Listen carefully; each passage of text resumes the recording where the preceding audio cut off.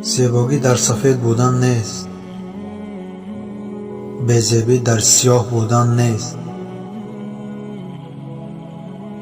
مگر کفن سفید نیست ولی دهشتناک است. مگر کعبه سیاه نیست ولی زیباست.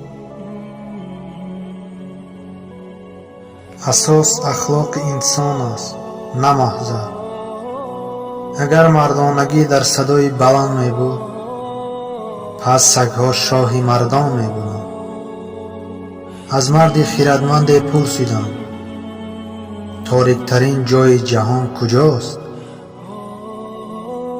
جواب داد قلبی که در آن یاد الله نباشد.